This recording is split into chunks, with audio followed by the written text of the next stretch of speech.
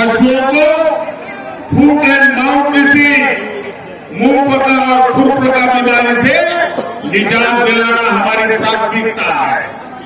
भाइयों बहनों, जो काम इनको छोटे लगते हैं, हमें उनमें गरीब की तरक्की का समाधान दिखता है। हमें उसकी चिंता थी जिसके पास या तो जमीन है ही नहीं या फिर बहुत कम है। हमें उन बहनों की चिंता थी जिनके लिए पशुपालन आत्मनिर्भरता का आत्मसम्मान का माध्यम है। पशुपालन में जुटे एक बड़े समाज को जिसे पिछड़ा कहा गया, हमें उनकी समृद्धि, उनकी गरिमा की चिंता थी। हमें उन पशुओं की चिंता थी जिनको बेसहारा बेआसरा छोड़ दिया जाता है। इसलिए दूध के साथ साथ और जो दूध नहीं ले पाते हैं वो पशु का भी गोबर से भी धन कमाने के माध्यम आज हम विकसित कर रहे हैं। उत्तर प्रदेश में गोबर से बायोगैस बनाने के, जैविक खाद बनाने वाले बहुत बड़े प्लांट लगाए जा रहे हैं। साथियों, हमारी सरकार नेचुरल फार्मिंग को भी बढ़ावा दे रही है। ये खेती का वो तरीका है जिसमें खेती पर खर्च ना के बराबर होता है, लेकिन उत्पादन और ज्यादा होता है। इसमें भी हमारे पशुधन की भूमिका है। देश के अनेक राज्यों के किसान आज केमिकल फ्री खेती कर रहे हैं, नेचुरल फार्मिंग कर रहे हैं और पहले से ज्यादा पैसा कमा रहे हैं। जो पशु कुछ लोगों को बोझ लगते हैं, वही पशु अब किसानों की कमाई बढ़ाने में मदद करने जा रहे हैं। अभी कुछ दिन पहले मेरी काशी से ऐसे कई किसानों से मुलाकात हुई। नेचुरल फार्मिंग का ये तरीका उत्तर प्रदेश के छोटे किसानों के लिए भी बहुत लाभकारी है। उनके अनुभव सुनकर के मुझे इतना आनंद आया। उन्होंने खेती में क्रांति का काम किया। भाइयों बहनों, कनौज को विशेष ध्यान में रखते हुए हमारी सरकार एक और अभियान चला रही है। मधुमक्खी पालन को बढ़ावा देने के लिए भाजपा सरकार ने 500 करोड़ रुपए का राष्ट्रीय अभियान शुरू किया है। इससे यहाँ के लोगों को 2 तरह के लाभ मिलेंगे। एक तो मधुमक्खियों से फूलों की खेती को मदद मिलेगी, यानी एक तरह से इत्र उद्योग को सीधी मदद मिलेगी। दूसरा ये कि यहाँ अलग अलग फूलों के रस से बने अलग अलग सुगंध और स्वाद वाले शहद का उत्पादन संभव होगा और वो बढ़ेगा, जिसका दुनिया के बाजार में बहुत बड़ी आवश्यकता है। इस तरह के आधुनिक प्रयासों की उम्मीद आप परिवारवादियों से कभी नहीं कर सकते। भाइयों बहनों, भाजपा सरकार वर्तमान के साथ ही भविष्य की चुनौतियों को देखते हुए भी निरंतर काम कर रही है।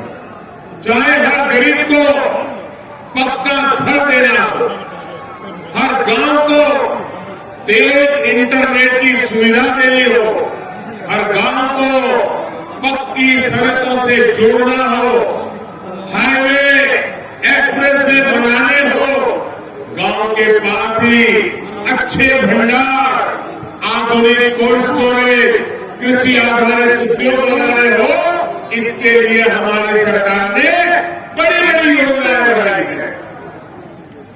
44,000 करोड़ 44,000 करोड़ रुपये से अधिक केन बेतवा लिंक परियोजना इसी का एक उदाहरण है। ये जो गोर परिवारवादी बड़ी बड़ी घोषणाएं कर रहे हैं, वो इन्हीं योजनाओं के भरोसे उनको बोलना पड़ रहा है। लेकिन भाइयों और बहनों, केंद्र की योजनाओं का लाभ उत्तर प्रदेश को तभी मिल सकता है जब यहाँ बेहतर तालमेल वाली सरकार हो। गरीबों को घर देने में यूपी अव्वल राज्यों में रहा, क्योंकि यहाँ डबल इंजन सरकार है। गरीब बहनों को मुफ्त गैस कनेक्शन तेजी से मिले, क्योंकि यहाँ डबल इंजन सरकार है। लाखों किसान परिवारों को पीएम किसान सम्मान निधि मिला, क्योंकि यहाँ डबल इंजन की सरकार है। आयुष्मान भारत योजना के तहत लाखों मरीजों को मुफ्त इलाज मिला, क्यों? क्योंकि यहाँ डबल इंजन की सरकार है। दशकों पुरानी सिंचाई परियोजना पूरी हुई, हर घर जल योजना पर काम हुआ, क्यों? क्योंकि यहाँ पर डबल इंजन की सरकार है। साथियों, ये डबल इंजन की सरकार ही है जिसके कारण 100 साल के सबसे बड़े संकट का, कोरोना महामारी का यूपी ने डटकर मुकाबला किया। ऐसा संकट अगर उनके जमाने में आया होता, 2017 से पहले आया होता, तो उत्तर प्रदेश को बहुत बड़ी समस्या हो जाती। इनका काम तब भी बोलता था कि यूपी के लोगों के विरोधी है, इनका काम अब भी यही बोलता है। इन्होंने मेड इन इंडिया टीकों को भाजपा का टीका बताकर गरीबों के जीवन से बहुत बड़ा खिलवाड़ करने की कोशिश की। हमारी सरकार पूरी शक्ति से जुटी है कि यूपी के एक एक गरीब को कोरोना की वैक्सीन लग जाए, लेकिन इन लोगों ने इस अभियान में भी बाधा डालने की कोशिश की। आप अंदाजा लगाइए साथियों, अगर गरीबों को कोरोना वैक्सीन नहीं लगी होगी, इस लहर में मेरे सभी भाइयों बहनों का, मेरे उत्तर प्रदेश के नागरिकों का क्या हाल हुआ होता। हमारी सरकार ने गरीब का, सामान्य मानवीय का जीवन बचाने के लिए सबको मुफ्त वैक्सीन लगवाई और आज भी लगवा रही है। मैं कन्नौज के इटावा, औरैया, फर्रुखाबाद और यूपी के हर व्यापारी, हर कारोबारी, हर दुकानदार से विशेष तौर पर कहूंगा, एक बार सोचिए कि अगर हमारी सरकार तेजी से सबको वैक्सीन लगवाई न होती, अगर हम ये काम न कर पाते, तो क्या होता? आज देश की अर्थव्यवस्था आगे बढ़ रही है, बाजारों में हलचल बढ़ रही है। क्या बिना वैक्सीन ऐसा संभव होता? और अगर 1-2 साल और निकालने पड़ते तो न जाने मेरे कितने परिवार तबाह हो जाते। साथियों, याद रखिए, मोदी विरोध में जो गरीब के जीवन से खेल सकते हैं, वो लोग क्या क्या नहीं कर सकते। डबल इंजन की सरकार है, इसलिए आज यूपी 100% टीकाकरण की तरफ तेजी से बढ़ रहा है। साथियों, इस कोरोना काल में एक और बात का एहसास सबको कराया। इन गोद परिवारवादियों ने, उनके जो राशन माफिया, अगर इस कोरोना काल में होते तो यूपी के गरीबों को ये मुफ्त राशन पहुंच रहा है, पहुंचता क्या? ये राशन मिलता क्या? गरीबों का चूल्हा जलता क्या? मेरे प्यारे भाइयों बहनों, यूपी के गरीबों, दलितों, पिछड़ों को भूखमरी का सामना करना पड़ता। दिल्ली से जो राशन हम भेजते उसको इनका माफिया अपने गोदामों में बंद कर देता, ब्लैक में बाजारों में बिकवाता। ये डबल इंजन की सरकार है जो महामारी के इस समय में बीते कई महीनों से गरीब को मुफ्त अनाज दे रही है।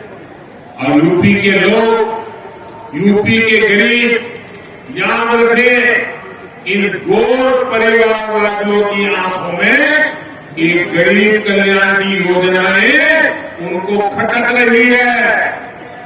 पहला मौका मिलते ही वो इन योजनाओं को, उसका लाभ गरीबों तक पहुंचना बंद कर देंगे और उनकी ये माफिया कंपनी, कटकी कंपनी सब कुछ तबाह कर देगी। भाइयों बहनों, डबल इंजन सरकार कैसे काम करती है वो शिक्षा और स्वास्थ्य के क्षेत्र में भी दिखता है। यहाँ स्वास्थ्य सुविधाओं के अभाव में गरीबों को, हमारे बहनों को लखनऊ दिल्ली तक जाना पड़ता था, लेकिन अब medical college, super speciality hospital, para medical institute यही बन रहे हैं। इससे स्वास्थ्य सुविधाएं तो बेहतर होगी ही, यहाँ के युवाओं के लिए डॉक्टरी और पैरा मेडिकल के क्षेत्र में जाने का एक अवसर भी बढ़ेगा। और जितनी मात्रा में मेडिकल कॉलेज बना रहे हैं, इतना ही नहीं, अब हमारे यहाँ मेडिकल कॉलेज में अपनी भाषा में, अपनी मातृभाषा में हमारे नौजवान पढ़ सकेंगे, हमारी बेटियां पढ़ सकेंगी। इसका मतलब ये हुआ कि जो अंग्रेजी नहीं पढ़ा है, जिसको गरीबी के कारण अंग्रेजी की शिक्षा नहीं मिली है, वो परिवार का बच्चा भी अगर उसमें दम है तो हिंदी में पढ़ करके भी वो डॉक्टर बनेगा और अपनी जिंदगी भी बनेगा। भाइयों बहनों, सबका साथ, सबका विकास क्या होता है, ये युवाओं के लिए हमारी नीति में भी दिखता है। भारतीय जनता पार्टी ने सामान्य वर्ग के गरीबों को भी 10% आरक्षण की सुविधा दी है। ये भी हमारे दलित वर्ग के, हमारे ट्राइबल वर्ग के, SC/ST के भाई बहनों या पिछड़ा वर्ग के जो भाई बहन हैं, उनके आरक्षण का अधिकार को जरा भी तकलीफ दिए बिना उसको बरकरार रखते हुए करने का काम हमने किया है। जो सालों से मांग हो रही थी, इनको परवाह नहीं। साथियों, अनुसूचित जाति, अनुसूचित जनजाति के हमारे लोकसभा और विधानसभा के साथियों के लिए आरक्षण को 10 साल तक और बढ़ाने का काम भी हमारी भाजपा सरकार ने किया है।